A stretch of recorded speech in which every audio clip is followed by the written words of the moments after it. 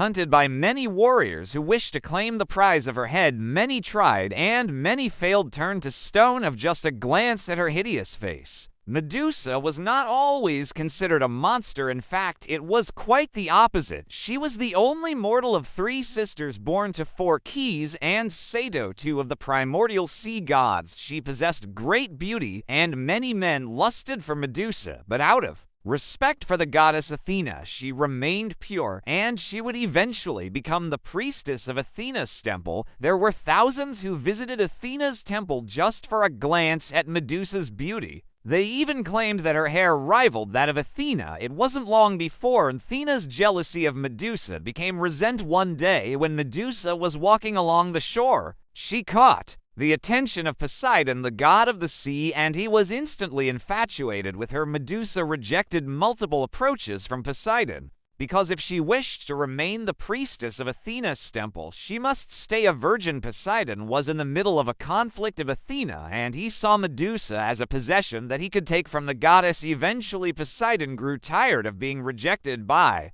Medusa. He decided that he will take her by force. Medusa, in fear for her life, ran into Athena's temple in the hopes that the goddess would offer her protection. There was no protection given that evening, and Poseidon had his way with Medusa. When Poseidon had finished, Athena did appear enraged by the events that had just taken place. She decided that she would punish Medusa. As punishment against the gods such as Poseidon was considered unthinkable, Athena cursed Medusa the hair that she was once so envious of. She turned into a head of venomous snakes. Anyone who looked into Medusa's eyes would be petrified and turned to stone. Word spread of the monster that Medusa had become, and she became the target of many warriors who wished to add her head to their list of trophies. All the triads shared the same fate, being turned into stone, until the hero Perseus, son of Zeus, was tasked with retrieving her head. In order to complete the task, Perseus required aid from the gods. He was given a helmet from Hades that made him invisible to Medusa, a pair of winged sandals from Hermes, allowing him to reach Medusa. Athena gave him a bronze